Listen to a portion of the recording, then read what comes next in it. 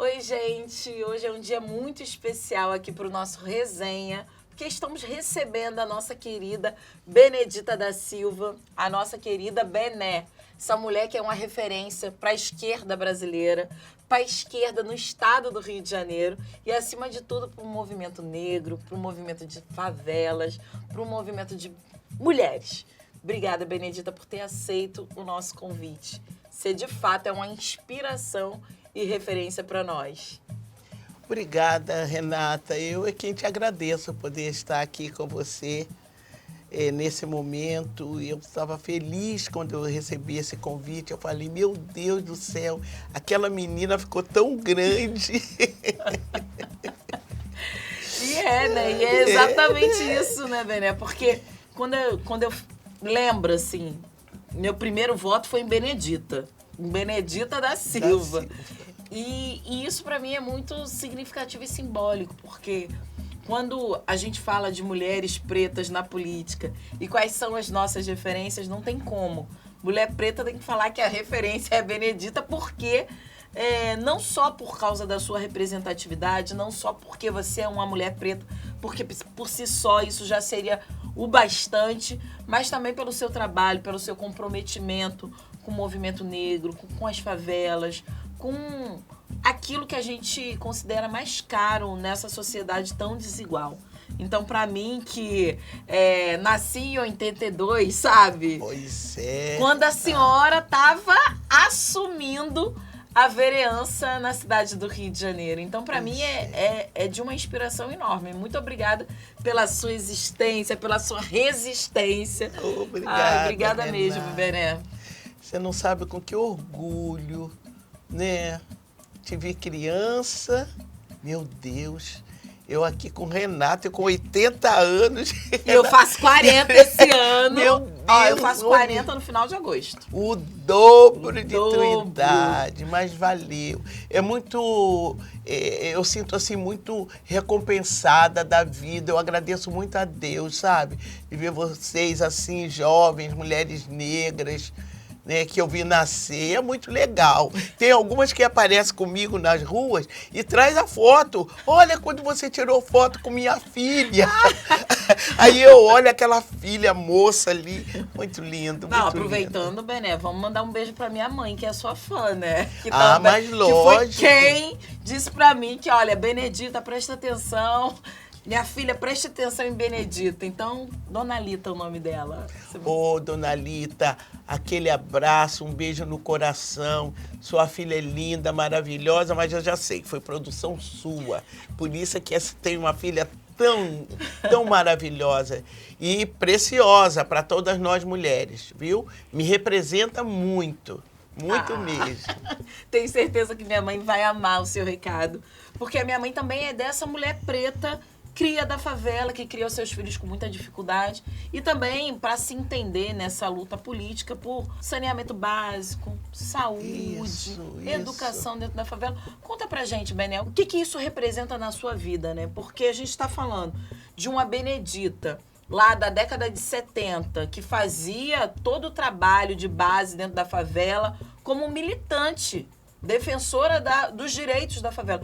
Conta pra gente como é que foi esse processo até chegar aí à vereança e ser a primeira senadora mulher preta do Brasil. Conta pra gente. E, Renata, tempos difíceis, né? Os anos 70 e 80 para as favelas foram anos em que haviam remoção, né? Era um período duro, né, da história do Brasil, e que era proibido água encanada, era proibido saneamento, era proibido tudo. A casa da gente ainda, naquela época, nós lutávamos por um banheiro dentro de casa, porque o banheiro tinha que ser do lado de fora.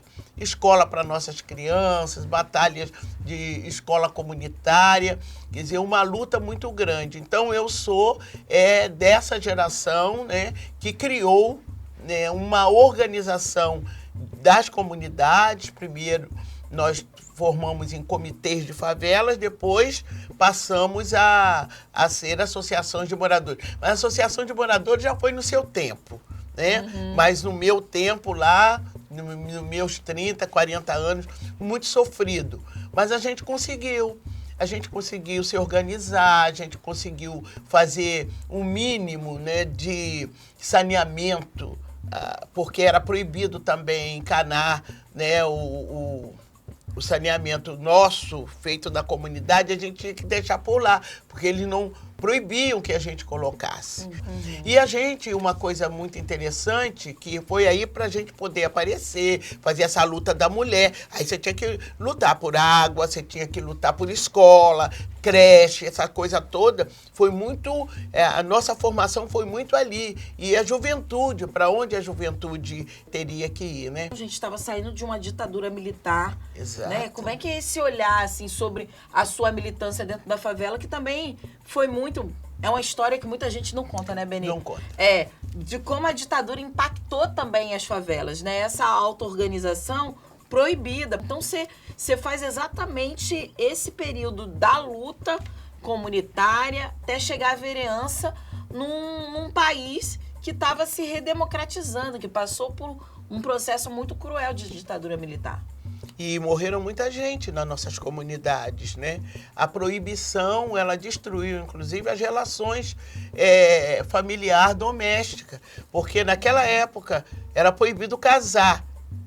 Sabe o que era proibido a gente se casar? Por quê? Pobre, quando casa, faz mais um pedacinho, né? É assim.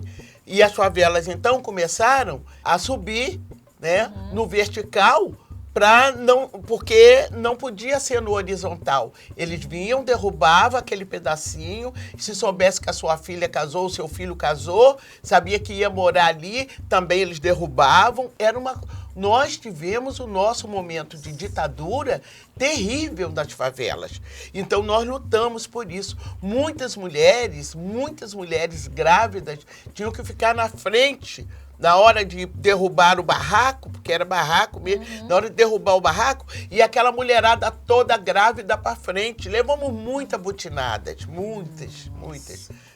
Mas não valeu a pena uma ditadura, mas valeu a pena da nossa consciência. Porque já naquela época, nós já reclamávamos da questão da ausência total do Estado. Aliás, a presença era a botina no pescoço para derrubar as casas, os barracos que estavam subindo para a sobrevivência, para dar um teto, né? E nos tempos de hoje, quando a gente vê essa coisa dos costumes, da ética, do não sei o quê, naquela época, marido e mulher não podiam falar mais alto. Eles derrubavam a casa. Não pode brigar. Olha, não pode brigar. Ninguém estava brigando, se discutia, mas era terminantemente proibido. Era proibido as igrejas, que hoje as igrejas falam, né, tem liberdade, mas nós tivemos as nossas liberdades proibidas nas nossas comunidades. Né? E as igrejas eram muito importantes nas comunidades porque elas ajudavam, né, todo esse processo social. Quer dizer, cada favela... Eu digo, tinha o seu município, porque a gente tinha que se virar nos 30. Não tinha o Estado presente ali. Né? E o Estado sempre foi, com as favelas, muito repressor. Ele, um momento ausente, muito ausente, e quando o Estado se apresenta, ele apresenta como um Estado repressor. E para as mulheres como foi terrível. Hoje, né? Ainda hoje você vê isso aí. Mas eu queria pegar esse gancho, inclusive, das igrejas. O quanto que foi importante, né, as religiões ali, e as religiões coexistiam e conviviam ali naquele aspecto, né, Bené, inclusive de ajuda mútua. Então a gente via desde católicos, já protestantes, evangélicos, candomblecistas, muito irmanados na favela para construir a sua sobrevivência, né? Então a gente não tinha, inclusive, esse fundamentalismo religioso tão colocado ali naqueles espaços. Conta também como é que foi isso, porque a igreja teve um papel fundamental nessa resistência. Mas é muito importante você colocar isso, Renata, e vou te dizer por quê. Minha mãe era umbandista, ela tinha um terreiro. Então, eu entendo que é perseguição religiosa, tá? Sou evangélica, mas eu entendo que é perseguição religiosa. Nós vivíamos em plena harmonia. Aí, o Estado entra, e o Estado entra para quê? Para coibir, já naquela época, aqui os terreiros funcionassem. Nós nos dávamos bem, porque a comunidade ela sempre foi uma comunidade amiga, ordeira, hospitaleira, né? Aquela história, o filho, perguntava se o filho da vizinha já tinha comido, sabia que estava todo mundo. Eu cansei de pegar xepa com a minha vizinha, com as vizinhas, e ele dizia assim, seus filhos já comeram hoje? Eu disse, já. Se não comeram, vamos dividir no final do dia, na técnica que você vai fazer, eu faço uma broa, faço um pastelzinho, cada uma pegava uma canequinha na casa da outra, não tem café. Nós somos dessa geração, né? Nós somos, a favela é isso. O braço do Estado tornou esta violência que ainda continua sendo a do Estado contra. Nossa, aí não pode baile, não pode. Aí não podia o centro funcionar, não podia baile, não podia não sei o quê. O tolerante ainda, naquela época, era só a missa. A missa poderia.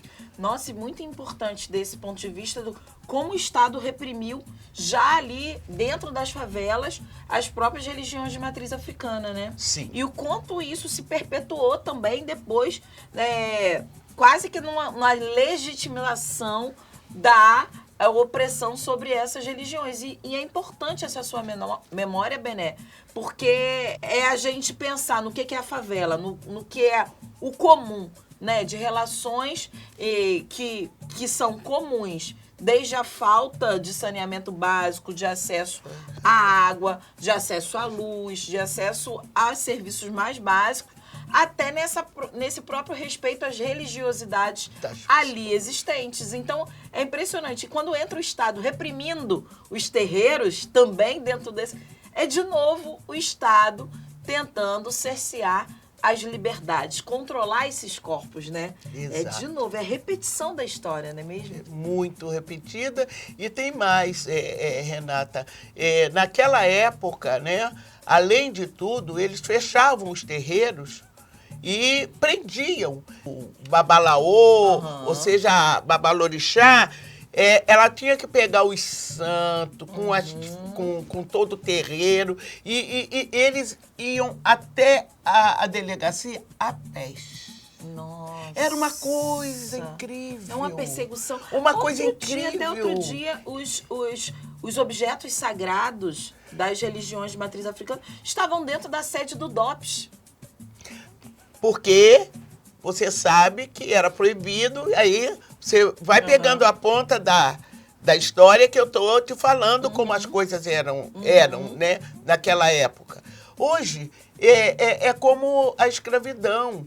Eles tiraram o chicote e colocaram uma caneta no lugar. Sim. Aí, né, a acessibilidade do povo negro é extremamente difícil. Por isso que quando você fala, conta aí essa coisa da vereança, foi um espanto quando eu cheguei na Câmara de Vereadores e Vereadoras, foi um espanto. Chegou uma mulher negra favelada. E ali não foi fácil. Não foi fácil manter. E esses homens que falam tanto em ética, em moral, em família, e não sei o quê, mas ficavam disputando lá para saber quem seria o primeiro a sair comigo. Nossa. Com o meu marido do lado. Nossa, Benedito. Entende? De enfrentar, assim, assédio. Hoje não. Hoje nós enfrentamos isso, mas... E denunciamos. Né? Nós enfrentamos, denunciamos, instrumentos foram criados, mesmo com o coisa acabando com tudo, mas já está perto da gente se livrar de tudo isso. E a gente vai conseguir retomar, né, essa nossa caminhada de nós mulheres negras, porque nossos passos vêm de longe. Com certeza. E falando de nossos passos vêm de longe, também, Bené, a sua participação aí no debate sobre a nossa Constituição, essa Constituição brasileira. Como é que foi fazer parte desse momento histórico ali, 88, 89? Conta pra gente. Deixa eu te dizer uma coisa. Renata, é impressionante, né? É impressionante como nós estamos vivendo isso ainda hoje, né? Essa coisa de a cor da nossa pele, o nosso gênero, as pessoas acharem que você é limitada por conta... porque você é uma mulher negra da favela, então você é limitada. Você vê, eu estou diante de uma mulher fantástica, extraordinária, que eu admiro, que é você, né? Você é uma profissional, você é uma mulher qualificada. Mas, quando eu disse, vou sair candidata por conta do movimento negro, do movimento das mulheres da favela, que achavam, bom, nós vamos fazer leis agora para isso. Então vamos mandar uma representante para lá. Foram outros também, mas eu fui aqui no estado do Rio de Janeiro, eu fui a única favelada eleita para constituinte. Mas eu fui muito aconselhada dentro daquela Câmara. Eles diziam assim para mim, tá pensando que é a Câmara Municipal de Vereadores? Lá a história é outra, o Congresso é outro. Como a me dizer, você não tem condição, você não vai conseguir aquela coisa. E, no entanto, olha, respaldada pelo movimento negro, movimento das favelas, levei toda aquelas contribuições fantásticas, extraordinárias da juventude, da criança, da creche, tudo. Aí tudo que eles diziam que não era da Constituinte, para nós nós não tínhamos direito de coisa nenhuma, então levamos para lá, fizemos lobby de batom para defender a questão das mulheres. Olha, discutimos LGBT, que não era LGBT naquela época, né? Mas eu fui dessa comissão, colocamos o Triângulo Rosa lá para formular política LGBT, botamos favelados, quem não era favelado, sabe, indígena, uma coisa linda. O Brasil se encontrou com o Brasil. Foi muito emocionante aquele momento e eu acho que a gente tapou a boca de muita, porque depois daquilo, os movimentos foram ficando cada vez mais fortes, até porque nós nos equivocamos no início, o movimento negro achava que a gente não deveria fazer parte de partido político, e aí a gente tinha um movimento, mas partido político não. O MNU discutia muito essa questão, nós não queremos ficar partidarizado, porque é um movimento negro unificado e é o Brasil inteiro, mas assim nós conseguimos juntar outros organismos, Bahia, Rio de Janeiro, São Paulo. Foi assim maravilhoso. E tudo que você vê na Constituição brasileira que diz respeito à nossa raça, o nosso povo pobre, pode deixar que tem as digitais do estado do Rio de Janeiro. Foi maravilhoso. E as pessoas que acharam que a gente não ia conseguir, a trabalhadora doméstica, foi uma loucura aquilo das empregadas domésticas na época, né? Agora as trabalhadoras, antes era a empregada doméstica. E elas elas estavam ali de frente com quem? Com seus empregadores. E eu vou puxar esse gancho. Pode puxar.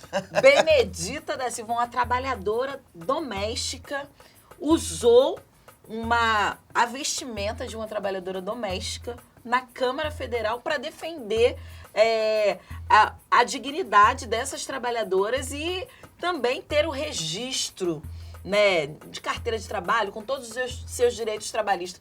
Como é que foi isso? A Benedita, deputada federal, vestida como uma trabalhadora doméstica para defender os direitos dessa trabalhadora. Conta pra gente como é que... Porque essa imagem pra mim é muito forte. Renata, olha, eu vou te chamar de senhora, posso? Não. Então tá. Você, por favor. Por favor. Bené, você. Bené não tem como falar, dona Bené ficou horrível. Bené. Mas olha, Renata, aquele dia, eu vou até pular um pouco o momento da Constituinte, que foi também um momento muito bonito, sério e tudo. Mas, Renata, é isso, querida, quando a gente defende aquilo que a gente por onde a gente passou. Renata, você sabe disso, que você faz isso na Assembleia Legislativa. É outra coisa, a gente se arrepia. Ali eu precisava, você vê, a maioria de brancos e homens. Eu tinha que defender a maioria dessas mulheres negras com um trabalho análogo à escravidão, sem direitos. Como eu iria fazer aquilo? Mas eu tinha que fazer. Era aquele momento, porque eu estava ali incorporadíssima para poder falar com aquela gente, né? E para dizer, olha só, quem cuidou do seu filhinho?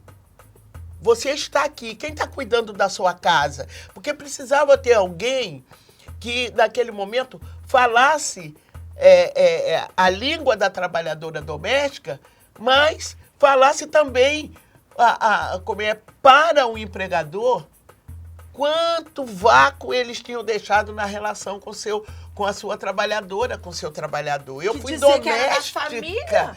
Da família era uma forma de pagar. Não, a da família era uma forma de você não comer o mesmo bife, da família é a mesma forma de você não sentar na sala, de você não poder receber ninguém, alguém da tua família. Eu passei por muitos momentos como trabalhadora doméstica, sabe? E eu muito empinadinha, como sempre fui, então eu largava, eu saía mesmo, eu deixava lá, então tá. Não pode, então isso não pode, eu saía, porque eu sempre odiei ser trabalhadora doméstica escrava, porque era isso, que nós éramos uma trabalhadora doméstica escrava e ainda temos isso. Então aquele dia foi aquele dia, porque tem dia que tem que ser assim, tem que ser daquele jeito, para as pessoas poderem compreender o que estava em jogo ali. Mas ainda assim, você ainda vai trabalhar muito, porque no estado do Rio de Janeiro, você sabe, como eu sei, tem muitas empregadoras e empregadores que não estão ainda, mesmo com a lei, dando à trabalhadora o que ela tem direito. Exatamente. E essas imagens fortes, né? A gente falou aqui da sua participação na Constituinte, o quanto foi importante, mas a gente tem que falar da Benedita senadora, né? Por que também, Bené? Eu fico lembrando também de uma figura importante, que é o Abdias Nascimento, que também construiu formas de estar ali senador e também, a partir daquele lugar, pensar no povo preto, pensar no aquilombamento, né, de uma estética preta nesse lugar, trazendo a nossa ancestralidade, mas não abrindo mão de, na política onde estamos, de fazer isso que você fez, a Bené fez, de mostrar essa estética preta também, de olha, com a cabeça erguida, estou aqui, né? Estou aqui, vereadora, deputada federal, constituinte, deputada federal e senadora. Me conta essa história no Senado. O Senado, que eles dizem que é o céu, mas não é para todas as classes. Se é o céu, ali é diferente do céu que eu espero, que eu conheço, que eu pretendo estar. Né? É uma parte da elite. E só a esquerda conseguiu colocar a trabalhadora ali dentro. Não poderia ser de outra forma. A gente fala isso, eles até... a esquerda... Mas o que é ser esquerda? Que a esquerda é você estar num espaço como o Senado Federal e lá você ter a ex-trabalhadora doméstica, o operário da máquina, o doutor, a doutora, porque nós também temos doutores e doutoras. Você é uma delas. Então, aquele momento no Senado foi o melhor momento que eu tive ali, foi quando eu apresentei o projeto das cotas de 30% para as mulheres. E a Marta Suplicy, na Câmara dos Deputados, apresentou na Câmara dos Deputados e eu apresentei no Senado Federal. Foi no Senado Federal também que, além das cotas de gênero, foi o primeiro projeto apresentado, aí discutido com o IBASE, com o Betinho, de combate à fome e à miséria. Foram muitos projetos, que hoje, né, é uma realidade, né? Num governo popular e democrático como foi o do Lula e da Dilma, nós tivemos a oportunidade, o Lula foi constituinte, é bom lembrar isso. Claro. Ele foi constituinte. Então, o direito dos trabalhadores, tudo aquilo que a gente juntos lá conseguimos, né? Todos nós juntos conseguimos, foi executado no seu governo. Então, foi ali, exatamente ali, que a gente fez vários outros projetos que hoje são política nacional. O meu mandato, na verdade, né, a minha mandata, como vocês, o pessoal usam, a minha mandata, na verdade, sempre foi coletiva. Nunca apresentei um projeto assim, eu levantei e pensei, que coisa maravilhosa. Não, reunia com a favela para falar da favela, das mulheres, de negros, de tudo quanto é lugar. todo quanto é lugar desse estado do Rio de Janeiro, tudo quanto é segmento, eu, evangélica, por isso que eu não tolero, sabe, de forma nenhuma, nenhum tipo de intolerância religiosa. Eu, como evangélica, eu fui e fiz uma... Aí eu ainda estava vereadora, quando eu fiz a primeira reunião para discutir os direitos das trabalhadoras do sexo na Vila Mimosa. Olha só. Na Vila Mimosa. Fui para lá, para a Vila Mimosa, botaram uma patrulha na porta, que elas já tinham me avisado que ali era muito difícil elas fazerem uma reunião. E elas queriam falar sobre a saúde. Elas estavam ali querendo falar sobre a saúde. E nós fizemos aquilo ali. Tudo isso da vereança, como você, né? Daqui a pouco, quando você não for deputado estadual, for federal, senadora, presidenta da República, você vai levando, você só vai maximizando as coisas, né? Porque ninguém mora na União ou no Estado, a gente mora no nosso município. Então, essas chamadas pequenas coisas do dia a dia nosso aqui, você pode levar por uma política nacional. Então, foi isso que eu fiz, né, no Senado Federal. O Senado Federal me deu mais abertura para discutir muitas outras coisas. E exatamente, Bené, quando você diz, é o Brasil se reconhecendo o Brasil e o Brasil representado de fato. Você, governadora do Rio, aplicando a lei de cotas. Como é que foi isso também, nessa Benedita, governadora do Rio de Janeiro, aplicando a lei de cotas nas universidades? Então, tem as suas digitais em todos esses espaços. Eu quero que você conte também um pouco dessa passagem pelo governo do Estado do Rio. Pois é, a gente não podia perder a chance, né? O movimento negro estava discutindo essa questão, né? Consequentemente, dentro do movimento negro, discutir essa questão. Nós discutimos muito isso a partir da favela, né, dessa coisa, da importância da gente, e a gente só via aquelas caras brancas, né? E o que mais me fez lutar por isso, eu vou te contar, Renata. Minha filha passou no vestibular. Quando minha filha tem 60 anos hoje, só para as pessoas que estão nos ouvindo aqui poderem entender. Minha filha passou no vestibular. Mas, naquela época, eu não tinha nem o que comer, nem o que vestir, nem um recurso. Eu me alimentava das xepas, marido numa pior. Gente, a minha filha passa para odontologia. E as duas olhavam assim para o jornal e choravam, uma na frente da outra. Eu me emociono até hoje quando eu me lembro disso. Então, políticas de cotas, para mim, é um negócio aqui de dentro. E aí, eu tomei isso como uma bandeira. Além de uma militante do movimento negro, eu tomei como uma bandeira.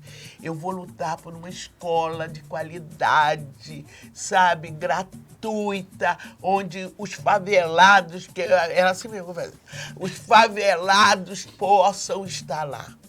Exatamente. E é por isso que a gente viu tantos outros exemplos da vida, porque nem queria tocar nesse assunto aqui, para mim, com você, logo com você, tocar esse assunto, que é da própria...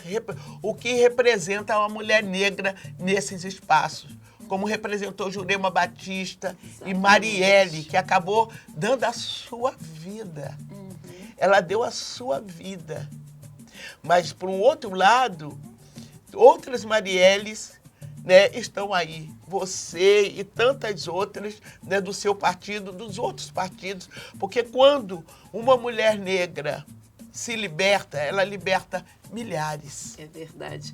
E, Bené, quando você lembra de Marielle, todas as falas que Marielle tinha publicamente, ela dizia: não, veio a Benedita, 10 anos depois veio Jurema e 10 anos depois estou eu aqui.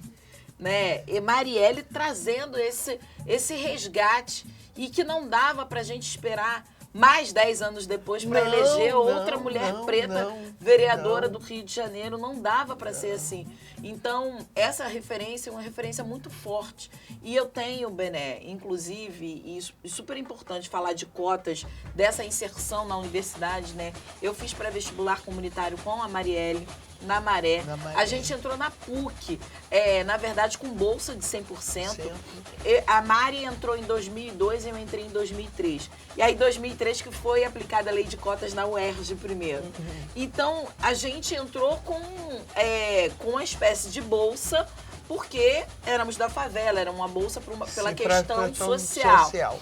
E a Marielle foi muito importante nesse percurso, porque a gente chegou na elite da elite do Rio de Janeiro quando estudamos na PUC. Né? E foi muito difícil, a gente não tinha roupa todo dia para vestir, porque não tinha mais aquela questão do uniforme. Então a gente comprava a blusa da universidade para botar aí, né? Tinha matérias que eram em inglês, você imagina? Era muito difícil. Então a gente também conseguiu reformular também a maneira, né? Agora, né? E depois fiz mestrado, doutorado na UFRJ, e essa questão das cotas me bateu muito forte, porque a gente estava discutindo, eu estava terminando o doutorado, a gente estava discutindo como é que a gente ia fazer para ter cotas na pós-graduação também. Então a UFRJ agora, na comunicação, conseguiu as cotas na pós-graduação, que para mim já era um tema muito importante, fundamental, né?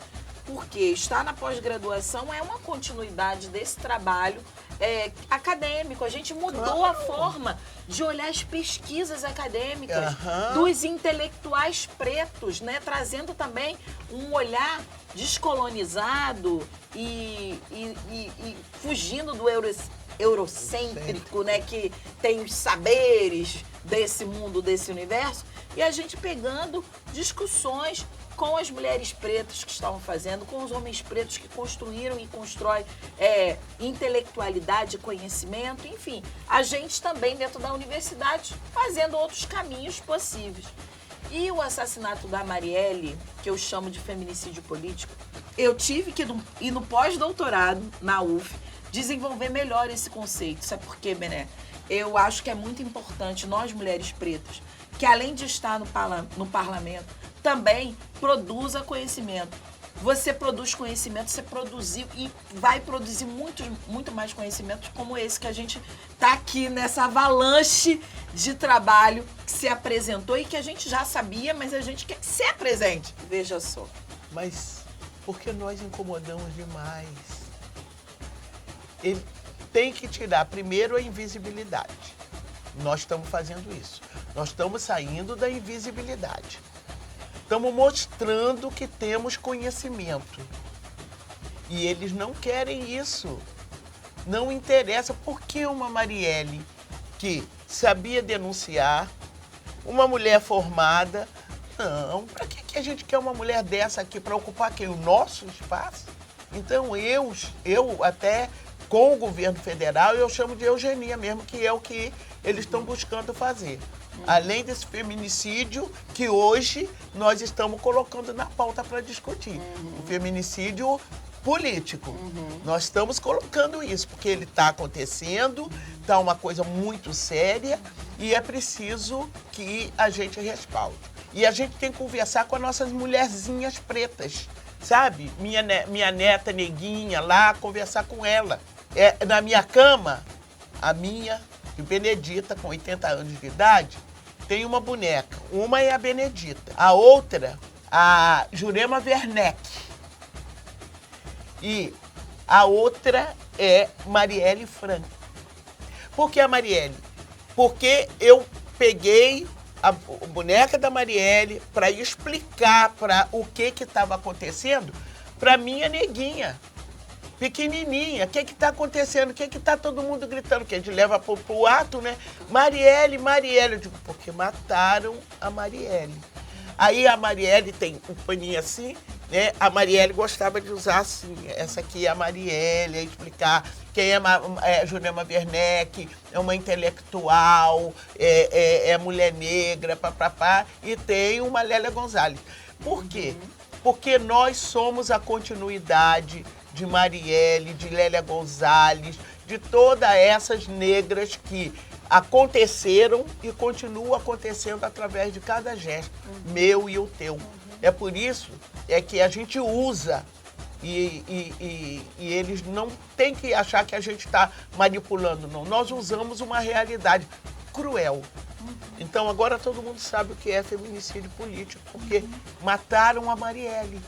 E você teve que dizer, você não esperar isso de outra pessoa.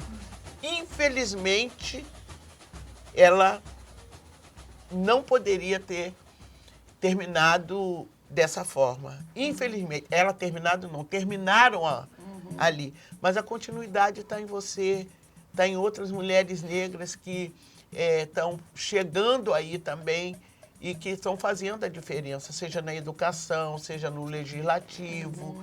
Por isso a gente tem que estar no judiciário, tem que estar na presidência da República, no executivo, para que eles saibam que a gente também sabe fazer lei, sabe formular, sabe debater, sabe discutir. E com compromisso de superar as desigualdades sociais. Porque esse compromisso muitas vezes falta a esses legisladores, que é uma capitania hereditária, né? O poder passa de pai para filho e assim eles vão se reproduzindo. E, Bené, a gente está convicto de que precisamos mudar também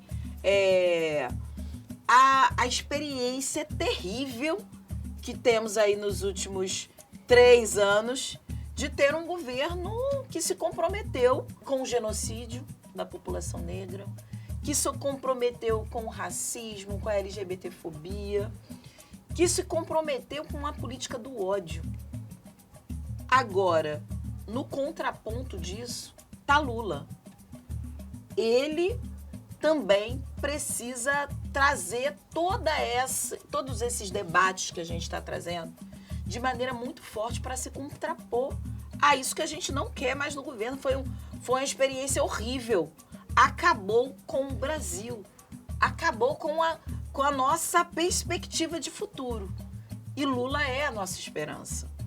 Mas a gente também precisa entregar uma carta para o Lula de compromissos também, de luta contra o genocídio da nossa juventude preta, que na favela todos os dias tem morrido, de luta para renda básica permanente, como você já tinha falado, o quanto que é importante a gente voltar a ter um país onde a fome, como Lula e Dilma conseguiram acabar com a fome no Brasil, mas retornou com esse genocida no poder. Então, qual é o tipo de carta e de compromisso que a gente tem que alavancar com o Lula retornando? Porque o Lula é a nossa esperança de reconstrução de um país que em 3 anos foi destruído por uma lógica política de ódio, de desprezo à humanidade. Eu começo dizendo, Renata, que a primeira coisa, sabe, é que o Lula não vai governar sozinho, porque nós não vamos deixar. O Lula tem que ter um congresso, é por isso que nós estamos nos colocando com nossas pré-candidaturas para poder dar a ele esse respaldo. Ele precisa ter uma maioria no Congresso para que a gente possa junto resgatar aquilo que se perdeu e poder avançar mais ainda. E a esperança tem que estar em cada uma de nós, na nossa contribuição, nos nossos debates, nos nossos fóruns. E ninguém não vai ter mudanças se não estiverem inseridos nós, negros e negras. Então, e Lula sabe disso. Ele sabe disso. Ele sabe, tanto sabe, que quando criou o ministério, não foi um ministério vazio, sem dinheiro, sem orçamento, sem coisa nenhuma, só para dizer para os negros, fica caladinho aqui. Ele foi um ministério com transversalidade nas políticas, que passava pela educação, pela saúde, pelo trabalho, pelo conhecimento, pelo meio ambiente, tudo estava lá colocado, né? Dos nossos quilombolas, dos indígenas. Então, hoje, o que nós precisamos, e precisamos mesmo, não brincar nesse momento. Nós já sabemos quem está aí, o que quer fazer com esse país. está ensaiando os seus golpes. Mas nós temos como uma carta na manga. E é em outubro que a gente pega essa carta, coloca nas urnas e a gente tem que ter muita serenidade, muito juízo, muita dedicação. Olha só, olha as coisas que eu estou dizendo. Juízo, serenidade, dedicação e mais. E a negrada é que vai fazer essa diferença. Você não sabe da minha alegria, da minha satisfação. E por que não falar também um pouquinho do meu ego? Claro. Né? Escuro, saber que a evidente. gente... Sabe por quê, Renata? Vi muitas amigas indo embora, Renata. Vi muitos filhos das minhas amigas. Né? A gente vê isso quase todo dia. E a gente se vê aqui, uma olhando para a outra, né? Protegidas, porque nós estamos protegidas aqui nesse momento, falando de nossas vidas, das nossas lutas, dos nossos sonhos, né? Das nossas esperanças. Isso dá orgulho para qualquer velhota, querida. Para qualquer velhota. Veja, aqui, eu te vejo como uma grande política, uma grande intelectual, uma grande doutora, mas te vejo também como uma filha. Eu te vejo como filha. Eu adoro quando aquelas meninas... E pode considerar de verdade, porque eu sou muito... Aí quando chega aquelas meninas todas lá, às vezes, no meu gabinete, aquelas meninas negras, jovens, toda bonitona. Não, eu sou isso, eu sou aquilo, eu sou não sei o quê, eu sou não sei o que lá. E eu fico assim, babando. Olha que maravilha. Porque a gente também é mãe dos filhos, das entranhas, do amor. E da luta, né? E da luta. É isso. Tá Nossa, bom, querida? Bené, querida, muito obrigada pela sua participação. Você me fez emocionar. Nossa, a gente já chorou, já riu, já organizamos a nossa revolução. Isso. É, porque é isso, nós somos dessas. Né? Nós somos dessas. Olha, e a gente não vai esquecer que nós temos 2 homens na parada. Exatamente. Que está precisando da gente. Exatamente. Luiz Inácio Lula da Silva e Marcelo Freixo. Marcelo Freixo, exatamente. E a gente vai fazer com que eles cheguem. Lula, presidente. Marcelo Freixo, governador do estado do Rio de Janeiro. Bené, em Brasília. E você na Assembleia Legislativa. Pronto. Tá armada a nossa revolução. Armada com livros, com amor e com carinho. Vamos juntas. Vamos juntas.